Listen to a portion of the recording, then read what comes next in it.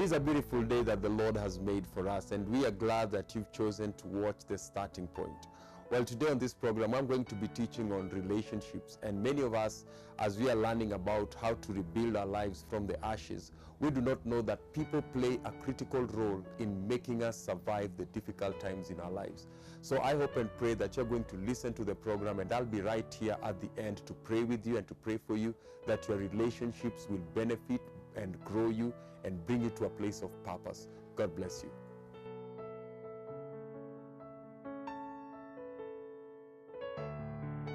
Regardless of how gifted or great you are, if you cannot manage relationships, you will labor longer than everybody else. It says, and it starts by this: two are better than one. It doesn't hint that you can try be two. It starts by saying two are better than one. Meaning anything you are doing alone is inferior to where people are doing things together. Two are better than one because they have a good reward for their labor. Hello? The first thing is that why is two important? Number one, relationships increases the reward of your labor. When you find people who do not know how to manage relationships, it doesn't matter how much they can build singularly. They will never be able to match people who are building plurally. Two are better than one because they have a good reward for their labor. So anytime you want to do something, there is a stage in whatever you are doing, it can only go further through your partnerships. And because we always want to be in charge, we find ourselves circumventing relationships and sabotaging relationships because we want to emerge with the biggest share. Hello?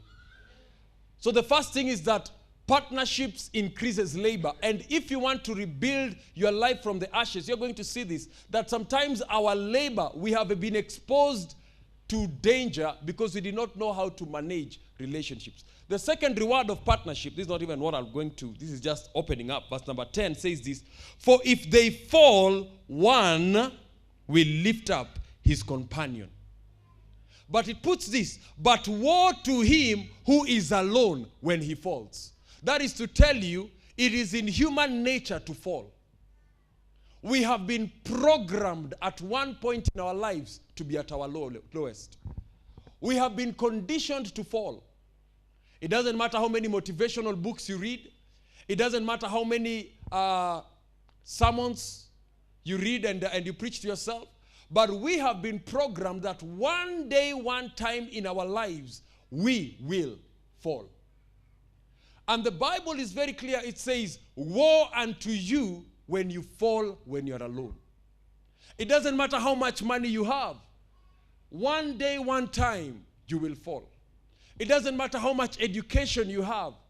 One day, one time in your life, you will fall. It says, woe unto him. For if they fall, the one will lift up his fellow. But woe to him that is alone when he falleth. For he that falleth and does not have another to help him up. Partnerships have got a way of preserving us when we are lowest in our lives. There is a time in your life you will be lowest financially. There is a time in your life you will be lowest in terms of motivation. There is a time you'll be as low in terms of association or networks. There is no single day money will ever come to your birthday party. It can organize a party. It can hire the best DJ, hire the best musician, but it never attends functions. Money does not attend functions. One time, Pastor Muni always gives me this story. There was a guy who was too big and too important. So wasa alikuwa akishikwa na matanga kwao, yo tumaga pesa, 5,000. So he sends money. He never attends. He just sends. Then one time in his life, matanga kakuja kwake. All these people he used to send money to, they send him money but never came. That's the time you will discover when one falls, another lifts him up. That is that God has programmed us as human beings that at one point in our lives, he will use other people to lift us up. That is how God has programmed human progress. That one point in your life, it is another human being who will lift you up. Hello? And so this comes as a challenge. Look at the third thing. This is the second thing. It preserves us in terms of danger. Look at the third thing that it says so that I can get to what I want to teach today. If two lie together, they keep each other warm. But how can one be warm alone?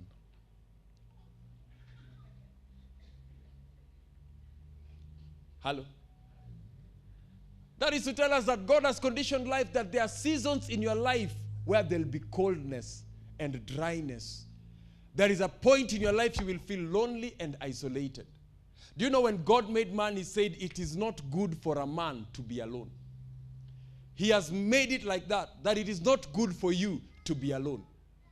I know we always want to be alone because we feel we have got control and space. But God has made it that there are seasons in your life where there will be coldness, and it is the warmth of another person that will warm you up. Hello. Relationships. If you want to rebuild your life from the ashes, you must invest and guard and prioritize how you invest in relationships. You must make it a priority. You must make it a priority because there are seasons of coldness that comes to all of us. Hello. But the truth of the matter is that it is the people who are with you in your coldest seasons that determine how you emerge from those seasons. Some of us, we are in prolonged seasons because we are all alone. And that's why some of us get into addictions, because you're trying to warm yourself by yourself. You're trying to make yourself important by yourself. And you're putting yourself under the pressure of trying to manufacture for yourself what you need another person to pour into you. It doesn't work. Fourthly, so that I can get to my sermon of the day, it says that the fourth thing, it says that if he is overpowered, verse number 10, it says, verse 12, though one may be overpowered by another, two can withstand him. It is the partnerships that you build that determines the enemy that you conquer. If you do not build partnerships, if you do not build relationships, there are things you could have overcome, but they overcame you because you took on them alone. Hello? Because you took on them alone. If one is overpowered, meaning life is full of resistance, you will be resisted. The day you want to know how people love you, just start a business. Anda tu kitu, ndo utajua. Just start something. The day you say that I'm selling this, mtu atakwambia mimi na mtu wangu. And you jitawia, sisi ni mabeshte hivi. Hello? And this is where we get it wrong. Because we always want to do the things that we like. And then one day, your son likes that kind of music, but the person who could have helped you to safeguard your son from the vagaries of life, now that person, you never invested in him. He gave up. He walked away. He was overpowered by somebody else. There are businesses we can do as believers, as a church here, if we stand behind them as people. But because it is hard to align people, they always want to fight alone, win alone, so that you come and tell us your story. Empires change. There was a time the Roman Empire was the greatest empire known to mankind. Now it is not there. There was a time the British was the greatest empire, and empires change. And so you are busy hitting the other person who supports the other candidate, thinking that you are doing yourselves a favor and fighting for your country, not to know in the process you are fighting your own brother. Hello? One time, life is full of resistance. You will be resisted. Everything you want to do, you will be resisted. Right now, we want to go on air. There is a lot of resistance. There is a lot of resistance. People think it's too big. Oh, be small. Do this. Everybody has a way of thinking. But one thing we have to know for sure, if we come together, we can make the difference that people need to hear. Hello? But if we stay in our own corner and do safe things by our own selves, we cannot have impact. If Jesus needed disciples, one day he went to pray, and he prayed so powerfully until Elijah and Moses appeared. There is a day you will be in so much agony, you will want somebody to be with you for just 1 hour. if you do not invest in relationships, you will be overpowered. The more we are, the stronger we are. Hello? The more we are, the stronger we are. And I charge you as a church, the one may be overpowered by another, two can withstand him. Hello? That's what I want to build on today. If we do not get this, it doesn't matter how big we build. We will always be small. Because people will always feel insecure when other people begin to get closer to us. One of the challenges sometimes I've got to be careful is that I always have to tell people around me, it will not always be you around me. Hello? You just go and ask the diary of your CEO. Even if he loves the organization, he cannot be coming and saying hi to everybody in the office. Hi, hi, hi, hi, hi, hi. Hi, so that you feel loved. So we have got to allow ourselves to grow and to allow people to come in and fill spaces that we used to occupy. Am I talking to somebody here? So let me get into the teaching of the day. I've got 15 minutes. Then I can talk to you. Genesis chapter number 12 and Galatians chapter number 6. If you want to be able to rebuild your life from the ashes, it matters whom you are connecting yourself with. Relationships are avenues that can help your life propel faster. Two are better than one. Always believe that. No matter how good you are, two are better than one. No matter how intelligent you are, get somebody else. You'll wonder how your life will be easier. Get somebody akona qualities za Google, they know things. Anajua mnaweza ongea politics, mnaweza ongea economics, mnaweza ongea religion, mnaweza ongea education. Now the Lord had said to Abraham, get thee out of thy country and from thy kindred and from thy father's house unto a land that I will show you.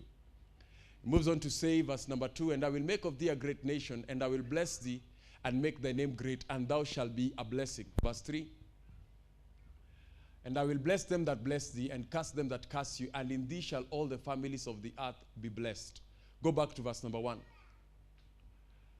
And the Lord had said to who? So go back to verse number 1. Now the Lord had said to who? The Lord had said to who? Go to verse number 4. So Abraham departed as the Lord had spoken to him, and that word says there, and who? And Lot went with him. The first thing you must know is that what you're going to see happening into the life of Lot, it is not what he was spoken to him. So the first thing you're seeing here is that the Lord never spoke to Lot, number 1. Sindio? Number 2, the Lord never blessed Lot. Hello. Number 3, the Lord never told him that he will show him, revealed himself to Lot.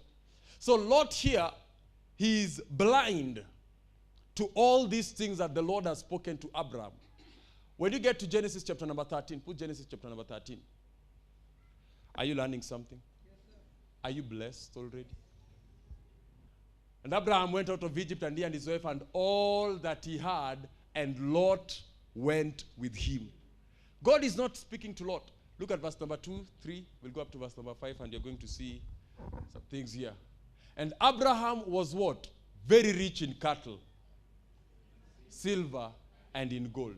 So one of the ways we know how rich you are is in your cattle, silver, and gold. So tell your neighbor, I desire some cattle as much as I have silver and gold. So that's just off the cuff. The blessing brought cattle, silver and gold. So this place, ukitoka nje, bring your cattle, whether ni fresher, need, julete hapa. We'll take care of it. But verse number 4, it says that, and to the place on the altar which he had made there at the first, and there Abraham called on the name of the Lord. Verse 5, look at this. And Lot also, which went with Abraham, had flocks and herds and tents. That is to tell you that also Lot, by virtue of association, by virtue of relationship, he entered into what Abraham entered into. Am I talking to somebody here? And so some of us, you are trying to become a genius, but just go and work with genius. Hello? Maybe you can be a very good person if you partner with an entrepreneur, so that unasema mimi kitu ninayo Mungu alinipea ni miguu. I can walk 10 kilometers without water. Mwambie ndo capital nimeleta kwa hii partnership yetu. There is no need for you to try to think about what somebody else already has. Ama ni aje? So when you get that, it says, and Lot also went with him. And so we are seeing Lot enjoying something that he never had from God. He was never blessed by God. And he was never even spoken to by God. But by just virtue of associating with Abraham, he begins to enjoy things that were not meant for him. I've always told you the Apple story of the third guy who was part of Apple, who decided to sell off his shares because the company was small. He felt Steve Jobs was too assertive, too commanding, too domineering, and he figured, I don't want to go to work with this guy. And he sold off his company, his shares of Apple at that time, for about $90. That was about 10% of the company, for about $90. Right now, that same thing that he sold for $90, 10% of that company is the whole budget of Africa, because Kenya is one of the performing economies in Africa, and you're just doing two or so trillion dollars, shillings, sorry. And Apple as a company is worth over $750 billion, and somebody just sold it away because he felt, I want to be alone and be in my own thing. There is a blessing in associating with other people. There is a blessing in one another. And what I was telling people in the morning is that the blessing comes in threefold. The first blessing is what you're calling the obedient action. The first key to the blessing in the life of Abraham was the obedient action of Abraham. The Lord said, get thee up of thy country, of thy kindred, and I will bless you. That's the first thing. It's the obedient action that began the sequence of blessing in his life. And that's the first place you can be blessed. You can be blessed by the obedient actions that you're taking. You can be blessed by that. Obedient action. When you start doing something and you begin to do it, it will begin to bring blessing in your life. The second blessing that you get from the life of Abraham is the blessing of an established name. But the truth of the matter is this, that's the blessing of the established name. I'll make your name great. And one of the things you've got to do is that you must look for a way to build your enterprise until it becomes an established name. That's the second thing. Because the Bible says a good name is to be desired than precious ointment. Names have got a way of commanding and attracting returns. That's the second thing, the blessing of an attached and an established name. It works for you. But the third thing is the blessing of relationship. The blessings of relationship. He says, I'll bless them that bless you. There are blessings of blessing one another. I'll bless them that bless you, and curse them that curse you. There are blessings of relationships. How we bless one another commands God to bless us back. How we curse one another attracts curses in our lives. But you see, believers in the 21st century have been blinded by small money to think they can be blessed by a person, but they cannot be cursed by a person. Eh? They believe that. People believe that. People can only bless me. My mom can bless me. My dad can bless me. Hello? Am I talking to somebody here? And so there is a blessing of relationships. Even in the office, the kind of relationships you're establishing in your office determine the kind of access you will have in that office. There are people who are relationship destroyers. Hello? There are people who are relationship destroyers. There are blessings we get into because of how we bless one another. The blessings of association. Hello? I may be able to pray 4 hours, but you may be able to think 4 hours. So I'll do the praying, you do the thinking. But if you can only think and not pray, and you run into your corner, and I can only pray and not think, and I run into my corner, we'll just be a bunch of fruitless people. Because the guy who is praying does not have the spiritual power to develop the courage to start what he's doing. The guy who is praying on this side has so much courage, but he has no cargo. He is a plane that has flown from here to Paris with the pilot alone. No passenger, no cargo. He's just gone and arrived, and everybody sees that, hey, nani amefika hapa on time. But the other guy, he has the capacity to make a plane, but he doesn't have the courage to start the journey. Hello? So when the devil wanted to destroy the life of Lot, what did he do? This is what the devil does. This is what people do. Verse number 5, Genesis 13, verse number 5. See the problems of going ahead of the pastor? You land into scripture problems. You're wondering, now where is Genesis? You're sweating. Your wife is wondering, why have you done that to the church? The Holy Spirit is grieved. How you have even put your wife interceding for you, Bwana Gilbert.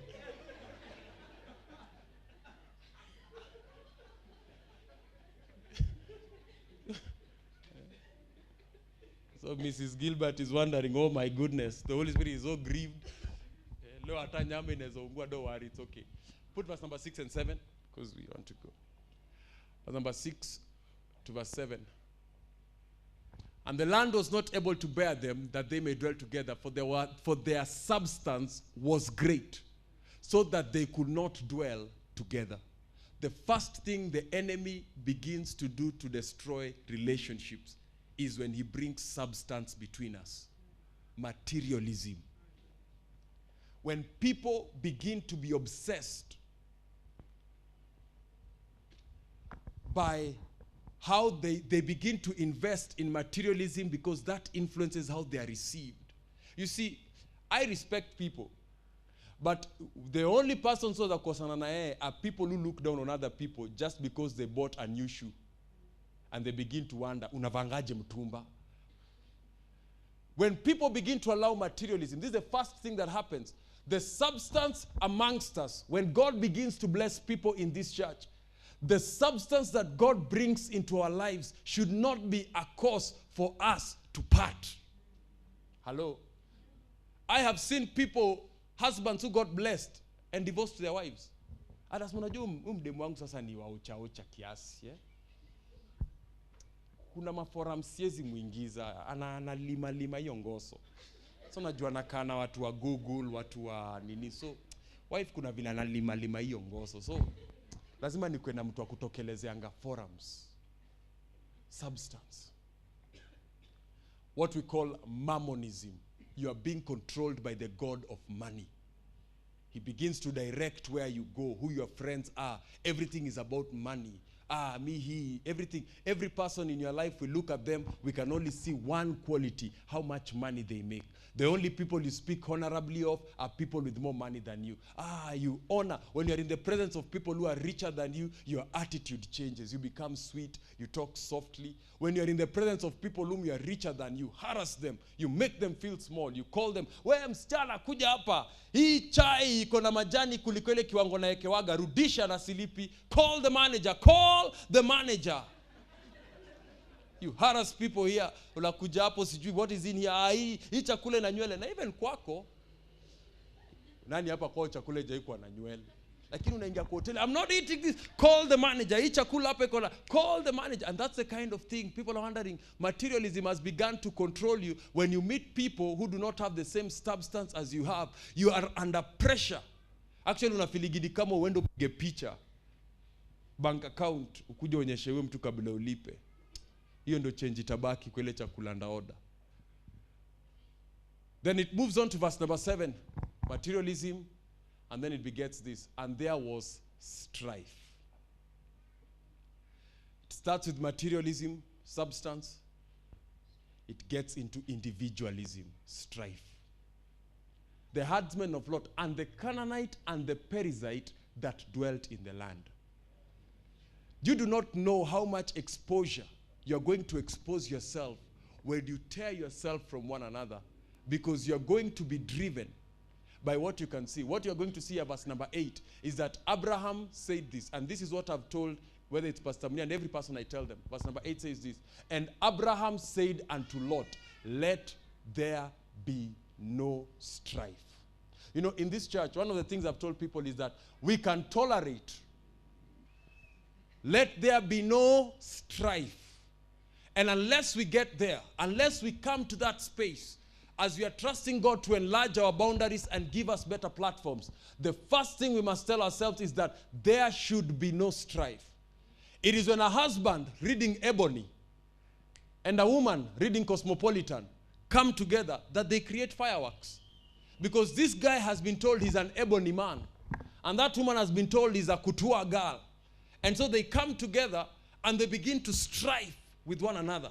Because ameambiwa, you know, we should all be doing something. So you're trying to make me Steve Harvey. Maybe Steve Harvey goes shopping with the wife.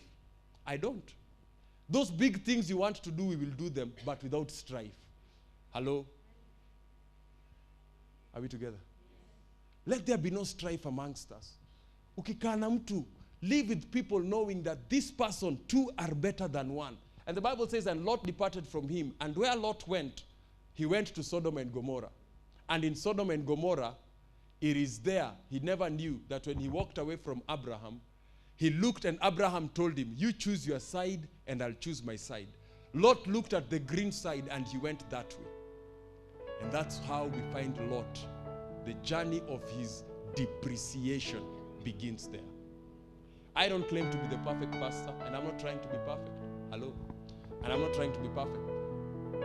I have delivered myself from the pressure of being perfect. For the last 2 weeks, I've been able to share with you on how important relationships are to our lives. Some of us, we just need to swallow our pride and go back and build and reconnect with people who have been there for us in times of distress or in times when we are starting our journey. And I pray that as you've learned from this sermon, that you have got to fight to make relationships work. People have baggages. It doesn't matter how gifted you are. People carry baggages, and I pray that in this time and in this season of your life, you're going to be there for somebody. Bear your husband's baggage, bear your pastor's baggage, bear your businessman's baggage, bear your employer's baggage, and you'll be surprised that by doing so, you will fulfill the law of Christ. God bless you. I love you. Feel free to support this program because it has been made possible by the people of Silicon Media and the partners of this particular program called The Starting Point. So feel free to support us. The numbers are on your screen on how you can support us. So God bless you. Until we meet again, I'm Welly Odendo.